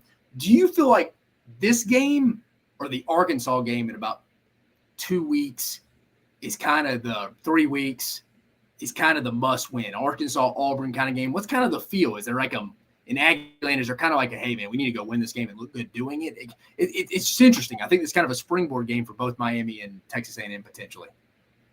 Yeah, I mean, I think if you ask any A&M fan, they'd say every game's a must win. But Miami, just because it's the first big game coming up, I think it's bigger for now just because this is a team that's going up against another team that also entered the season with a lot of questions. And I think if A&M were to spiral and things were to not go very well, it would not give you a lot of confidence that, I mean, you could argue Miami might be like the 6th best team on the schedule. So somewhere around that range, 5th, 6th best team. So if you lose against the 5th or 6th best team on your schedule, that is not a good sign of what's to come. And, they're also coming off of a 6-game road losing streak. They haven't won a road game since 2021. So they lose another road game. You're thinking, well, man, how are they going to beat Ole Miss, LSU, Tennessee? Those are some of the other road games that they're going to be facing this year. But I just think going into this game, like I mentioned this, but last year versus this year is so much different for both teams. I've talked about A&M for Miami having 2 new coordinators. Having two receivers that weren't in the game last year, Restrepo was, I believe, hurt. His foot was hurt before that game, didn't play. I don't think Colby Young was really a big contributor at that point. They got a new freshman running back that's pretty good, Mark Fletcher. Just a lot of differences. And Tyler Van Dyke, I mean, what to expect from him was really good in 2021, was pretty bad in 2022. Which one is it? What are we going to see? And so there's kind of a lot of mystery going into this game, and I think that's why a lot of questions need to be answered in this one. No, absolutely. It's like you said, you almost can throw that film out. That low-scoring affairs, like you said, you got two different coordinators on Miami's side. Obviously, a different coordinator on A&M side on the offensive side of the ball. It's calling it now. So it's like you said, new players, Restrepo's out. But outside, just from let's hone in on matchup situations here. Outside of the A&M's wide receivers versus Miami's secondary, what is another matchup that you think Texas A&M can go take advantage of in this game? Good question. That was going to be number one for me. I'd say number two, I want to see what this defensive line does, because I felt like a lot of Miami fans will tell you that their offensive line's better this year, that they can establish the run, and that's kind of maybe going to be their bread and butter. I know Tyler Van Dyke's obviously going to be a big part too, but this defensive line for A&M just taking – a lot of these guys taking a second-year jump, right? Walter Nolan was somebody who really flashed against New Mexico, just was all over the place, really. McKinley Jackson was another guy who, wasn't very healthy last year, played 7 or 8 games. When he played, he was great, but when he didn't play, it really showed with this defense. I thought him and Walter Nolan were phenomenal against New Mexico in a way that I think will translate. Edgerrin Cooper at linebacker is another guy who I just thought he looked really instinctive, really fast, really aggressive, just seemed to, I think for him, he just hasn't really had the instincts, the feel. He's always had kind of the ability. It's just sort of reading and reacting. And he showed that he had made that growth against New Mexico. We'll see how it translates. But this defensive line is just so loaded with talent, former 4- and 5-star guys. I mean, I looked at the snaps. Gabriel Brownlow-Dindy, who was a former 5-star recruit, he had the 12th most snaps on the defensive line last week. And when he came into the game, he absolutely destroyed the center for New Mexico. Just completely drove him back 5 yards. And so I think it's a mismatch, almost every matchup. I think this D-line can take over games. And I think especially against the run is where you're going to see that improvement with them this year. No, I'm with you. I like the McKinley Jackson matchup versus Miami center Matt Lee. I do. I think it's a good. I think it's going to be in favor of the Aggies. Like you said, I'm familiar with Gabriel Brownlow-Dindy as well. Lakeland kid. We were recruiting him when I was at UCF. But on the flip side of that here, Carter, if you had to say there was a matchup the Hurricanes could exploit with the Aggies, where would that come in? I would say cornerback, secondary. I think you saw a lot of positives from Josh DeBerry, the Boston College transfer, in game one. I mean, I say a lot of positives. It was really positive. He was kind of everywhere in that game. He was my next question. I was going to go on him, but you're hitting on him right now. Yeah. But I still think we got to see him do it against great competition. He was primarily a nickel at Boston College. He's flipping to the outside. I think he showed a lot of great things as a tackler and run support. He blitzed and got a sack on one play. We saw him get an interception and a pass breakup, but just against these better receivers, the Colby Youngs of the world, the Xavier Restrepos of the world, how are these corners gonna hold up? Tyreek Chappelle's another question for me. You know, he was good in that number 2 role last year behind Jalen Jones, but how will he look? Can he be a number 1 corner? Can he be all SEC level? I think he's talented. I think he can get handsy sometimes. I think he can get lost in coverage sometimes. So I don't know if the consistency is always there. Not like he's a super lockdown guy. So yeah, I want to see how. I mean, Colby Young looked pretty dang good in that first game. I want to see how that translates in this next game for sure. Here again with Carter Karels from 247 Sports, GigEm 247. Carl, last question. We'll get you out of here. Appreciate you joining us. What will we be saying about Texas A&M come Sunday morning? The sun rises on Sunday. What are we saying? I think people are going to start paying attention to this team. They're going to start paying attention to the offense. It's really funny. I mean, a lot of people, I've been very optimistic since this New Mexico game and really since preseason camp, just based off what I've seen, what I've heard. And it's not just a New Mexico sample size. Connor Wigman showed against LSU and Ole Miss last year that he is more than capable of being a great quarterback. And then this receiving core has been great too. And Bobby Petrino has the track record. So it's not like a one-game sample size to me. But I think finally doing it against competition that is considered, at least decent or at least good, I think that's going to start to, catch people's attention. If this team can put up, in the 30s in points like I think they will, at least, then I think people will pay attention to that and say, well, okay, this might be one of the better offenses in the SEC. Absolutely. Well, Carter, I appreciate you getting on, guys. If you don't already follow him, go follow him at Carter Karels. Am I correct there, Carter? That is the Twitter handle. Go follow him. A lot of great stuff on 247 at GigEm 247. Carter, you heading to the 305 this weekend? I sure am. I can't wait, man. All right, brother. All right, man. Well, hey, stay off South Beach for me. If you do, go have a drink for me, man. But I appreciate you hopping on, man. You have a great week and be safe out there. You too, man. Appreciate it. See you, bud. All right, guys, there. Carter Karels. Remember, 247. Go give him that follow at Carter Karels. 247 GigEm. GigEm 247. They do a fantastic job covering the Aggies. I think Jeff Tarpley. Also, if you're interested in following some other A&M stuff, Tex Aggies is another good place to go to as well. A&M fans listening, I'm sure you already know that as well. But it's prediction time, guys. It is officially prediction time. We've already gone through a lot of the SEC, but we got 5 real games to cover. Leading off, Ole Miss at Tulane, 2:30 p.m. Central Standard Time Zone on ABC. The Rebs, Ole Miss is currently favored by 7.5. This is the return trip from, I think, 2021. That was just an epic downpour in Oxford. But here, we're setting the tone for you here.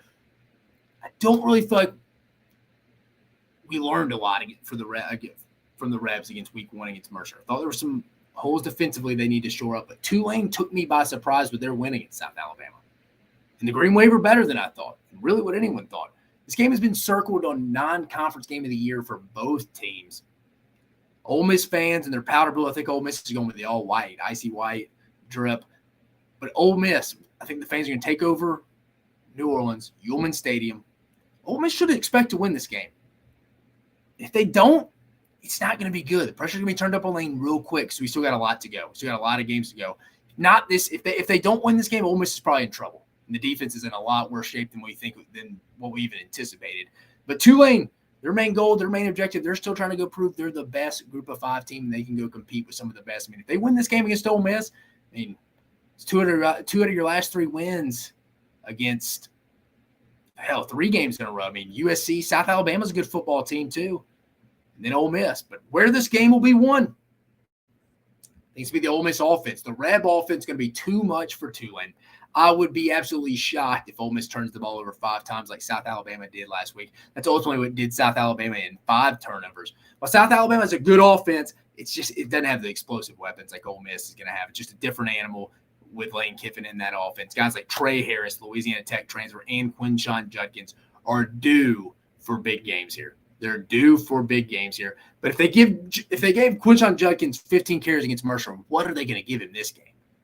Again, the depth of Ole Miss's running back room concern me. Will they ride him this game? I think so. Also, I mentioned earlier, Tulane's best linebacker, Corey Platt, will be out this game. He was their leading tackler. That's going to be a massive advantage for Ole Miss. I've stated before, this is one of the few SEC games heading into the season that I was most confident in. Came in at number 2, I believe, if I'm correctly, just after the South Carolina-Tennessee game. But if Ole Miss takes care of the football, this will be a classic game under Lane Kiffin where they just outscore their opponent. Prediction. Give me Ole Miss 42-38. If you want to keep an eye on anything, Ole Miss fans, it's keep an eye on the defense. You'll have a better idea of this Ole Miss defense, this Rebel defense in general, Saturday afternoon, Saturday evening after this game. It's Chris Pratt, that quarterback for Tulane and the boys. I've seen him in person. He's a good player. He's a good player. But again, Ole Miss should be able to handle this. I'm not saying that you're not going to give up some plays, but be real careful with that Ole Miss D. Another thing to keep on that I'm at on, how many carries Quinshon Judkins gets? Because does Lane Kiffin start putting a lot of miles on those tires early in the season? But back to the game. But I think this game is going to be close back and forth for about a half. Even if Tulane was fully healthy and Platt was playing on defense, Ole Miss would ultimately be too much for a Greenway defense. The Rebs start to separate in the second half and run all the way to the French Quarter for some celebratory, I should say, beignets and a solid non-conference win that gets the Rebs to 2-0 at the start of this 2023 campaign. Rebs 42-28. Heading to Starkville, Ole Miss's big rival, baby. Arizona at Mississippi State, 6:30 p.m. Central Standard Time Zone, SEC Network. Mississippi State currently favored by 9.5. We're setting the tone for you here with this one. Look, a lot of people, I think, in the Southeast are not going to be overly familiar with Arizona. Mississippi State fans will, just because they played in Tucson last year. Game was kind of back and forth. State, I think, ended up winning by about 14. But this is a solid football team. I think Arizona's a solid football team, is what I'm talking about. This is a 6-7 win team here, guys. Just accept they have a really good quarterback in Jaden DeLaura. He's going to make some plays. He's going to make some plays. Just accept it. But he's also likely to turn it over a little bit at times, too, if pressured. I think Arizona is going to be a good football team this year. 6-7 wins. This is Jed Fish's third season in Tucson. Came over. He was the quarterback's coach for New England before he got the job in Tucson. Third season, they brought in a lot of transfers on defense. Defensively, they got some question marks, but they brought a lot of transfers on defense to shore that up. I was watching him the other day. Bill Norton, Georgia fans will be familiar with, former SEC guy, Memphis guy, looked pretty good defensive to up front against who they played. Northern Colorado, Northern Arizona. I know Northern Arizona. They were controlling that line of scrimmage. Mississippi State, key for the Dogs here. They got to start a lot faster than they did last week. I mean, it was 10-7 against Southeastern late in the first half. It may even be tied at half. I forget about that. I watched so many games this week. It's a very interesting game, in my opinion. State's going to have to start fast, but because I think Arizona's going to come in with a chip on their shoulder, heading into year 3 with Jed Fish, if they can go pick up a road win at an SEC school, may get Jed Fish an extension, especially if he goes to a bowl game. And again, I think the Pac-12, we're going to talk Auburn Cal here in a bit. From top to bottom, it may be there may have the most parity in college football. The Pac-12, the last year of the Pac-12, from top to bottom may have the most parity in the league. Top heavy, no, but from top to bottom, I'm telling you, Cal and Arizona are improved teams. From a state perspective, this would be a massive first win for Zach Arnett, no matter how many draw it up. If you go and dominate this game, woo, there's going to be a lot of people. Uncle Mo. If you don't know Uncle Mo Minham is his full name, is going to be fully with Mississippi State as LSU comes to town next week. But they need to focus on the task at hand because it's a sneaky bunch with a very good quarterback in Jaden DeLaura. Night game under the lights, wide out at Davis Way Stadium. Where this game will be won, here it is. State's front seven.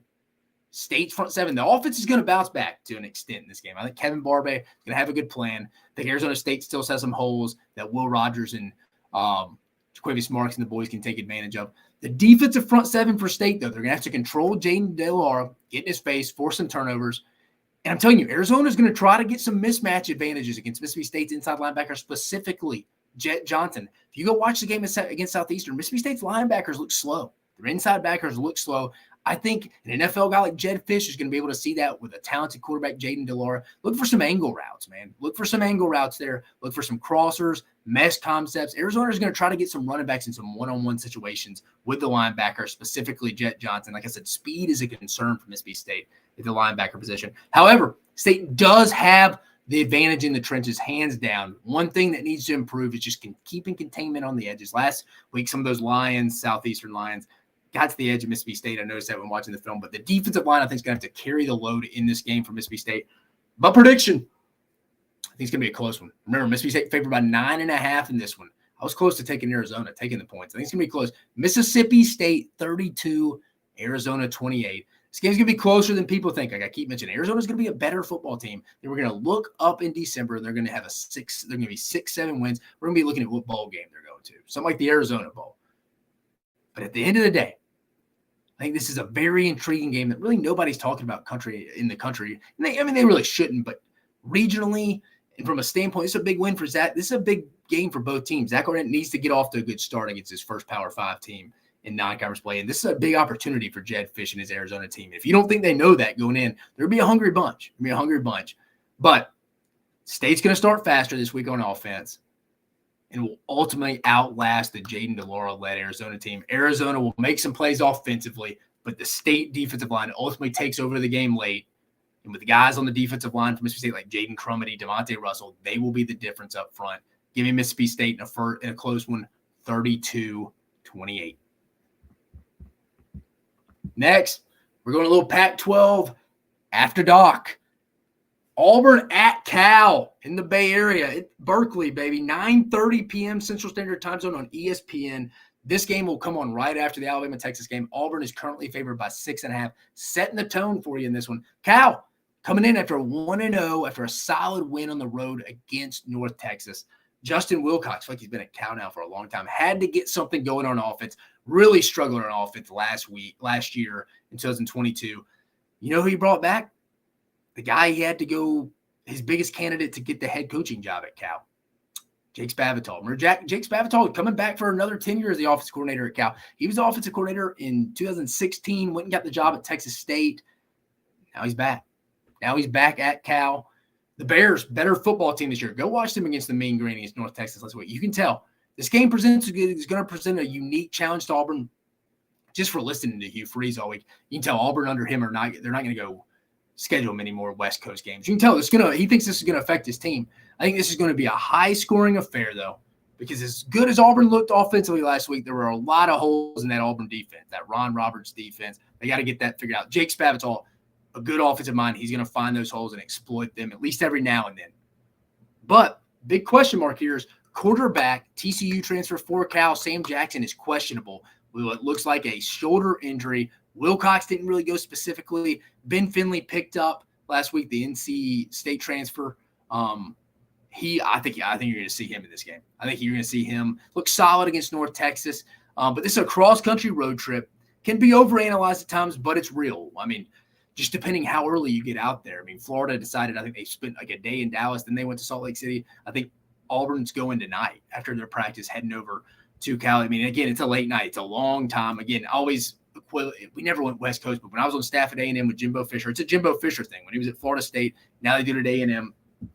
They travel 2 nights ahead. They'll practice, eat dinner, take a late flight to wherever they're going, and they're there for a while. So if you play at night on Saturday, it's almost 2 full days. A lot of your guys are sitting there. That can affect some college kids, just especially with the attention spans of guys now. You got to be able to entertain your guys. Don't let them peak too early, but you also still need to get them locked in. That could be a challenge. It's a little overanalyzed at times, but it's also a real thing. And like I said, I think Auburn's going to be challenged this game. And if they turn the ball over and give up some explosive plays on defense, they could easily lose this game because I think Cal's that improved. I think Cal is a better football team this year. But where this game will be won, it's Auburn's front seven versus Cal's offensive line. I mean, Cal's offensive line was poor last season, but again, in the first game against the Mean Green, they put up a cool 347 on the ground. And a lot of that had to do with, I know Auburn knows about him, but running back Jaden Ott, very good player, ran all over North Texas last week. Auburn's defensive line needs to show out here.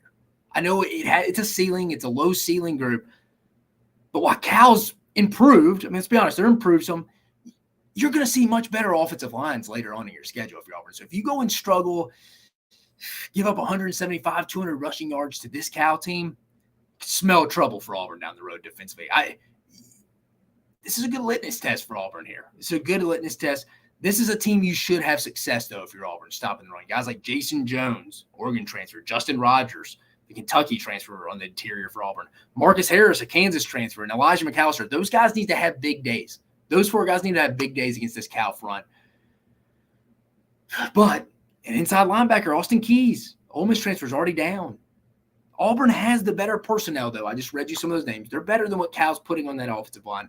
This is the first opportunity for Auburn to go show that this run defense, who gave up 170 yards or more in 6 games last year on the ground, is improved. This is their first real test to go improve. And if it doesn't look good, like I said, Cal's rushing for 175, 200 yards, smells trouble for Auburn down the road because they're going to be facing, like I said, better offensive lines throughout the SEC schedule. But prediction time.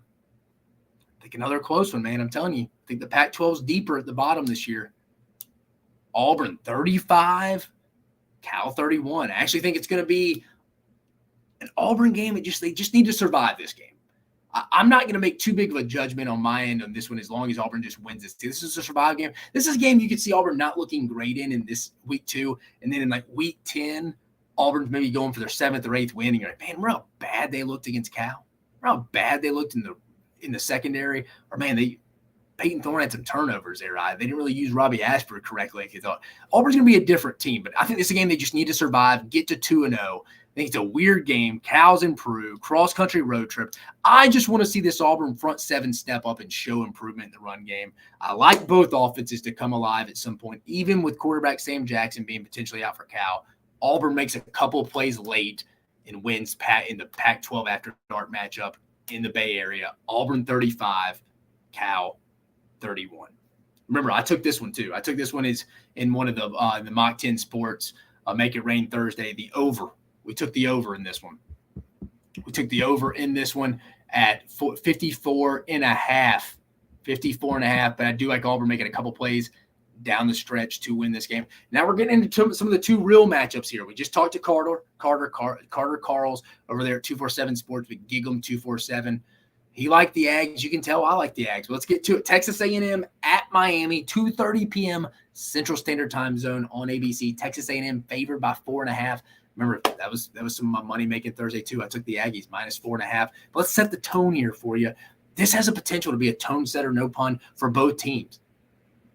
Heading into the rest of the season through Texas A&M throughout their SEC schedule, Miami through the ACC schedule. It's now or never, though, specifically for Texas A&M. At least that's what I've been told. For Miami, Mario Cristobal and the boys have to bounce back from a disappointing first season. If A&M loses this game, though, cue their critics, and I do think that would be well-deserved. If they go and A&M doesn't look improved, the critics will be – that'll be fair for people to go critique A&M. A&M needs to win this game. It's a little similar to the Ole Miss Tulane game. A&M should go win this game, just like Ole Miss should go to New Orleans and beat Tulane. Both those teams are kind of in the same boat this week to me. I do think A&M is going to go make a statement, at least offensively, though. I love the offense this year. Just an arrogant offense, man. I like it. Again, not worried about A&M on offense. Probably the best wide receiver room in the league. Evan Stewart, Noah Thomas, Moose Muhammad, guys like that. I'm just a little bit worried about the defense. Still have some concerns with the defense. And I think Miami gets their fair share of explosive plays as well. Tyler Van Dyke, a lot more comfortable in new OC Shannon Dawson's system. Remember, we just talked to Carter. It's tough to go back and watch that Miami Texas A&M game last year, the low scoring affair. Miami's got 2 different coordinators, new players. Josh Gaddis, the offensive coordinator, could have gotten it done last year. Supplement Shannon Dawson, the new OC this year, coming over from Houston. Kevin Steele is now on, and now Lance Guidry is in the new DC from there. So it's tough to go back and watch that game. But again, I think Tyler Van Dyke looks a lot better in Shannon Dawson's system from going back and watching that game. In their first game, it looked a lot more. It looked like he was much more comfortable in like a Rhett Lashley type system, and that's what Shannon Dawson's running here. And we'll talk about that from some kind of standpoint. But I also want to see from a middle standpoint, from a chip on their shoulder standpoint, who has it more out of these 2 games. Traditionally, Miami, especially, is a team that talks a lot. Jimbo's team's usually a team with a lot of edge with them. Does someone come out with an edge advantage? I kind of want to see A&M be a little nasty in this game. But where will this game be won? Let's lock you in here. It's the A&M secondary, man. This game's going to come down to A&M's ability to keep things in front of them defensively. Remember, I'm not worried about A&M's offense. I love what they're doing on offense right now. But it's going to be about A&M keeping things in front of them defensively. Shannon Dawson, the new OC Miami we just talked about, came over from Houston. His offensive system's based on quick reads and getting the ball out quick. Think RPO, air raid type system.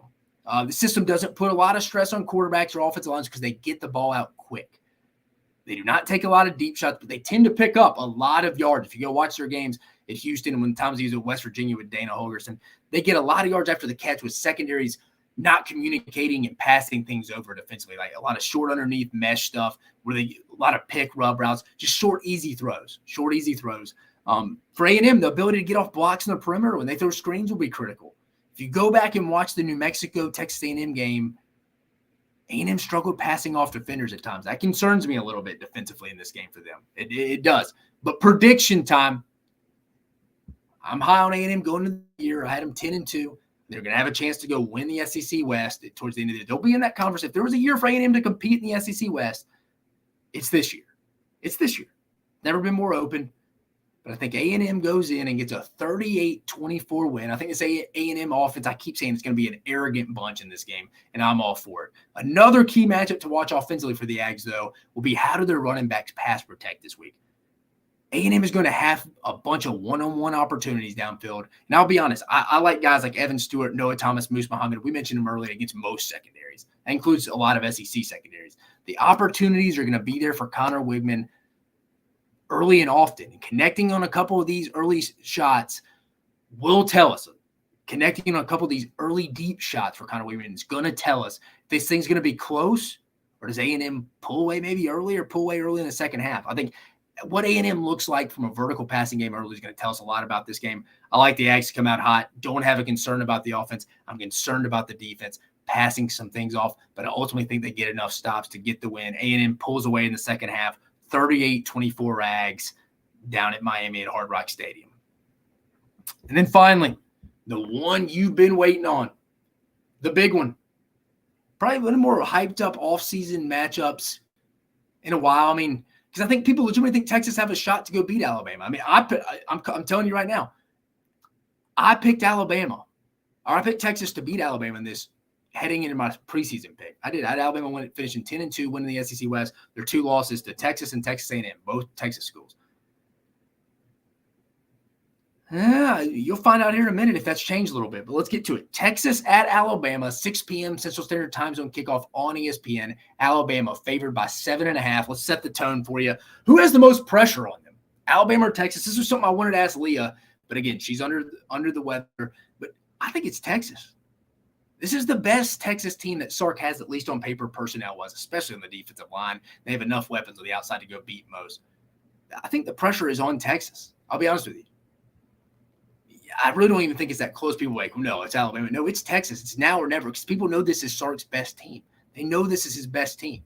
But then you also got to factor in Bryant-Denny Stadium, and Alabama fans haven't felt threatened a lot over the past 17 years. But once or twice every 2 or 3 years, there's a massive home game where the usual golf clap crowd turns into a full-on rage against the machine type atmosphere. I think this is one of those games. I think the crowd's going to have a major impact in this one. Can Quinn Ewers go in and get the biggest victory of his life? Can the Texas quarterback, former Ohio State transfer, Dallas native Quinn Ewers, go in and get the biggest win of his life? I mean, here's a stat for you right here. The only quarterbacks, there's only 5 of them, since 2008 to go into Bryant-Denny Stadium and get a win against the Nick Saban-led team is Cam Newton, Jarrett Lee, Johnny Manziel, Chad Kelly, and Joe Burrow. 3 out of those 5 guys are Heisman Trophy winners. Jarrett Lee, take him out. They were it's the 2011 first game before they went and played again in the national championship game. Jordan Jefferson was actually the difference in that game. Them running the outside option off the tackle. That's what ultimately did it in that 9-6 game of the century. You talk about Chad Kelly. Chad Kelly was a very good quarterback. I think he was at the Canadian Football League MVP. Very good college quarterback. 4 out of those 5 guys are excellent college quarterbacks. 3 of them probably being 3 of the top 10 quarterbacks of all time in college football history. Cam Newton, Johnny Manziel, and Joe Burrow. Does Quinn Ewers have that in him? Does he want to be in that class outside of Jarrett Lee? Also, how will Steve Sarkisian coach in this one? Does he get a little bit out of his comfort zone, or do they play their style of football? I mean, I see people say, oh, they're going to go up tempo. Like, they need to go up tempo. Sark doesn't like to go up tempo. He also doesn't like to just take shots downfield. He likes to run the football. Throw-in Sark struggled on the road as the University of Texas's head coach as well. 3-6 straight up, with 5 of those 6 losses being by double digits. Let me repeat that stat for you. He's 3-6 on the road as Texas's head coach so far, with 5 of the 6 losses being by double digits. Let's think that in. I mean, I do think Sark has the ability, and also Texas playing Alabama so close last year has the ability to kind of take that icebreaker off. They need to go win this game, because so many times over the years, people lose the game in pregame warmups and they just look across the other side of the field to see Alabama. When they've had the nasty 2016, 17, 18 defenses like that, I mean, people will lose game in pregame warmups. I don't really think Texas is going to do that, because Sark has worked at Alabama, obviously. Hell, this is a battle of two guys that have been head coaches at Alabama. Remember, people forget. It's not talked about. It's a little pointless stat, but Steve Sarkisian was the head coach in the 2020 Iron Bowl when Nick Saban was out with COVID. He's 1-0 as the head coach at Alabama. 1,000% winning percentage. 1,000 winning percentage. Nick Saban also, obviously, we know the damage obviously he's done. But jokes aside, I think Sark can kind of take that icebreaker off. Like, guys, I've worked there. This is what it's really like at Alabama. They bleed too. They're human beings. They bleed just like us. And also, Texas should have won the game last year. If Quinn Ewers doesn't go out, you could have made an argument they do win that game. If Bryce Young wasn't on the team, Alabama loses that game too. The only issue is Texas probably feels real confident right now, heading into the Thursday night meetings. Guys are going home, watching Thursday night football, watching the Lions, Chiefs. Oh, they feel good about going to Tuscaloosa. The only thing is, does Texas blink when they get there on Saturday? Is it going to be too big for them? They look and feel confident right now. Just saying. I mean, something else as we set the tone here. Alabama, another team on the other end. It's kind of a faceless team for them this year.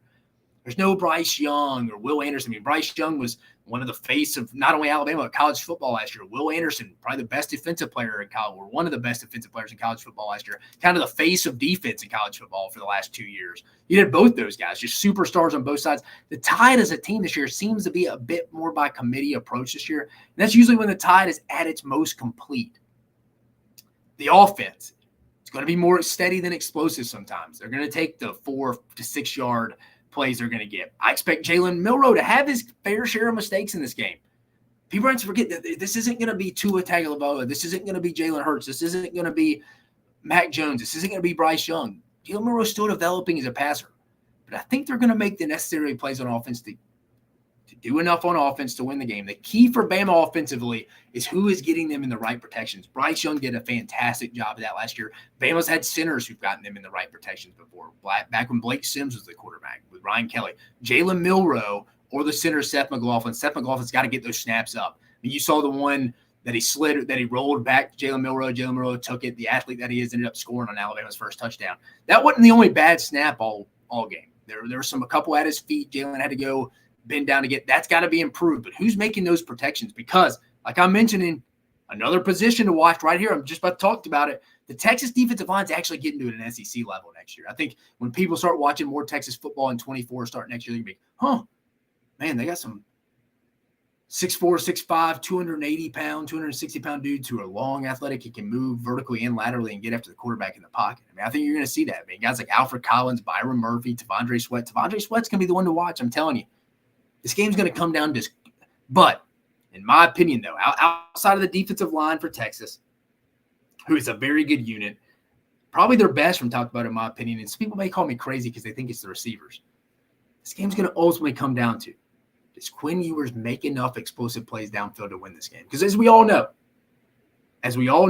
the key to beating Alabama is winning the explosive plays down the field battle, winning the explosive play down the field battle. You got to make plays on Alabama you got to take advantage of one-on-one situations, and your receivers got to make plays. It reminds me of the 2015 Ole Miss game. They made every one-on-one play.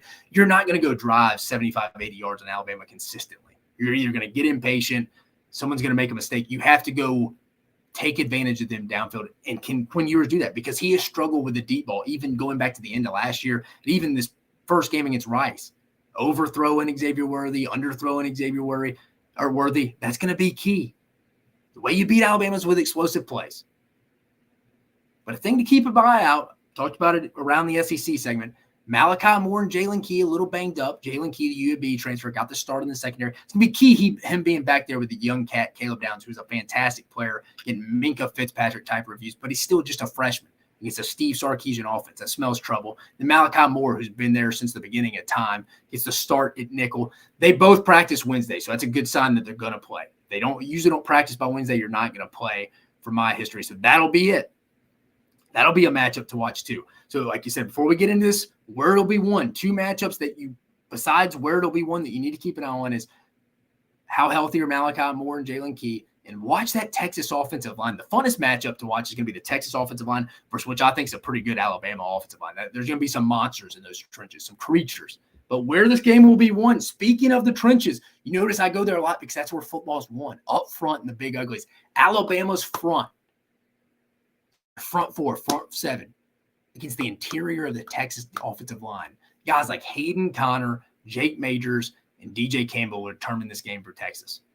That's for if you don't know that. That's the interior of the Longhorn offensive line from left to right. Hayden Conner, the left guard. Jake Majors, the center, and then DJ Campbell, the right guard. They struggled last week.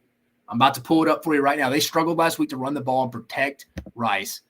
I'm pulling up the screen right now for you. Let's pull up some film here. Just a couple quick plays I want to show you. All right, here's the situation. First quarter, as you can tell, 4:07 left. 3rd-9 situation. First quarter, Texas up 7-3. But this is only a 4-man pressure they brought here. I mean, some guys dropped into coverage. They're only bringing 4 here. And they get to Quinn Ewers pretty easily. I mean, Kevin Steele, we'll get to it in a minute.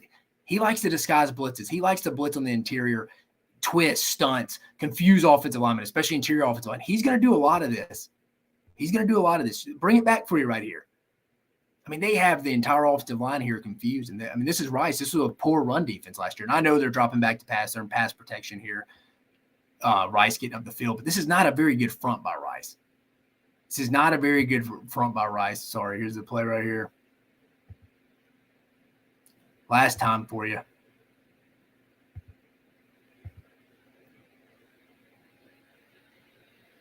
Springing stuff from all over the place, and Texas just doesn't pick it up. They're only bringing 4, man. Texas got an extra blocker here. I mean, this is 101 install stuff. The cat corner blitz over here from the boundary. They just don't pick it up. Quinn Ewers, again, puts his head down, not keeping his eyes down the field. That's key in quarterback play, guys. And I think Alabama's going to be able to get to him like this in the backfield. I think they're easily going to be able to get to him in the backfield. Now, let me pull up my notes here. I want to bring up another play for you here at the 30-11 mark. I'm going back and watching this game, and then we'll move on, and then we'll continue with the preview.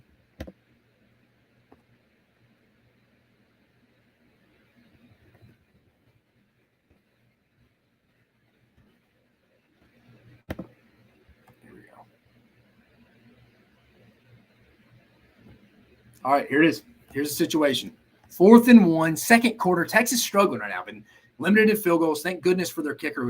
That's going to be a battle in itself, too. Burt Auburn is the Texas kicker. Both Alabama and Texas both have really good kickers. And Alabama with Will Reichard, Texas with Burt Auburn.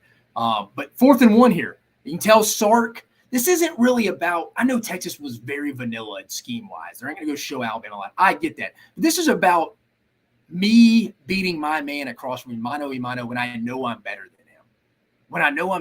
I've always kind of questioned just how tough these Texas kids are from a high school standpoint, not Texas Longhorns, but they recruit predominantly Texas kids, how tough they are in the interior. I mean, I know Rice probably has some kids too from Texas too, but 4th and 1, your coach is believing in you, trying to go pick up the first down. We're trying to get some momentum, get Uncle Mo back on our side offensively. He trusts you. It's 4th and 1 here, and this is what happens. We're struggling in the first half to get anything going here if you're Texas. This is what happens. I mean, just totally. I mean, what is this by just Tavian Sanders here, the tight end, the H-back coming in as the sniffer? I mean, just getting pushed back. Again, I don't think this is a nasty front at Texas. And I think Alabama's front seven is a lot nastier than they've been in the last 2 years. This is something I think Bama can take advantage of. Kevin Steele, if I'm seeing it, Kevin Steele's seeing it. Look, no real push. Rice gets the stop on 4th down. I think they got another stop on 4th down as well. Texas did not, I don't care what people tell you, they did not get a lot of push against Rice last week, and that's concerning. That's concerning to me, if I'm just being completely honest with you, because I know you're, like I said, I know you're vanilla scheme wise, but again, it's Rice. It's mano a mano. If we got to go pick up a yard, guys, and you didn't do it, scheme be damn there. This is just me going to dominate the guy across from me. Again, they didn't show much. They have to get pushed against one of the worst rushing defenses in the country from last year. Like I mentioned, Kevin Steele likes to bring stunts, blitzes specifically through the inside gaps, the A and B gaps. They're going to see a ton of that. Expect guys like Deontay Lawson to be rolling through the B gap and doing what he wants, I think is what's going to happen on this. Add in, you're probably going to get some backdoor sacks if you're getting pressure on the interior and you're on Quinn Ewers' feet, putting his head down, some backdoor stats from probably one of the best, if not the best, outside linebacker room edge rushers in the country. Guys like Dallas Turner, Chris Braswell, Quindarius Robinson. The pocket will be collapsing, and those guys will come from the back door, and they're going to eat, for lack of a better term. If you're Texas, the interior offensive line concerns you. It has to. This game's going to come down to guys Hayden Conner, Jake Majors, DJ Campbell. If you did not hear me again, those 3 guys are on notice. Hayden Conner, left guard, Jake Majors, center, DJ Campbell struggled against Rice this week. I don't anticipate that improving in a raucous Tuscaloosa Bryant-Denny Stadium environment against a much improved Alabama defense, especially in the front seven. But it's prediction time now, baby. Prediction.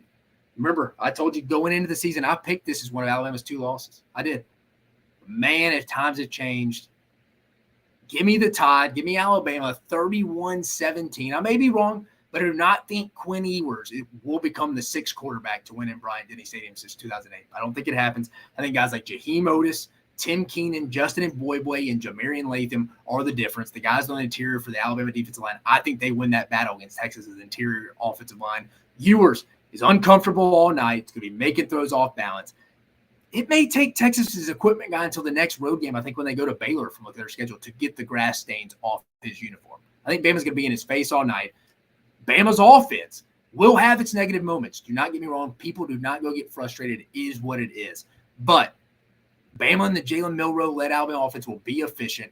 I'm going to like Tommy Rees dialing up some plays to get Alabama in manageable situations. I think they'll be effective enough to outscore Texas at home. Bama pulls away late after a couple of big third down conversions. And the front seven of Alabama is the talk of college football heading into week 3. Bama gets the 31-17 win.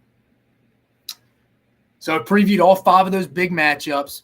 Just again, recapping them. I like the Rebs to go into New Orleans, get a win in the Big Easy. They should.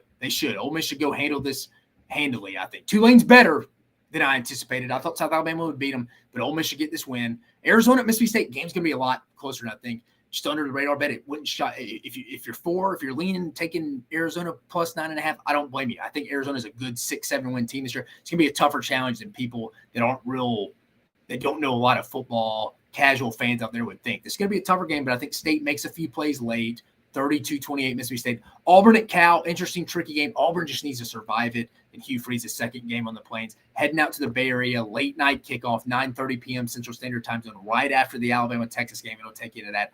Auburn favored by 6.5 right now. I love the over. We'll go through my bets one more time before we get you out of here, but I like Auburn in a close one. Auburn just needs to survive. I like Auburn 35-31. Texas A&M at Miami. Kind of feel the same way with Texas A&M as I do with Ole Miss. I think A&M is going to go look really good. I love Texas A&M minus 4.5. I think they pull away late in the second half. Offense is not going to be the issue.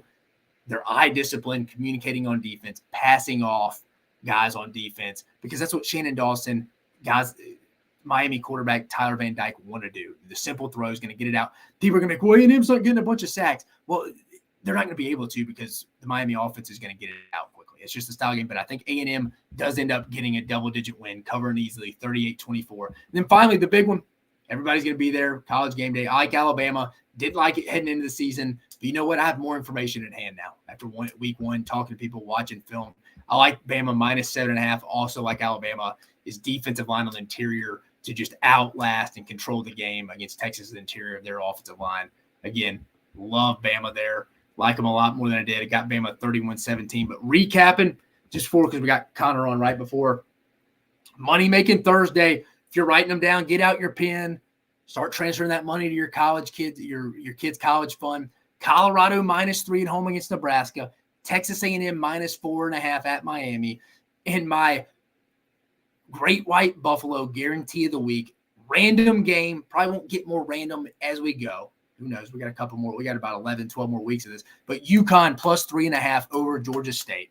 Love it. I guarantee of the week. Jim Moore and them are, I don't know why, the wrong team's favored. Let's just put it that way.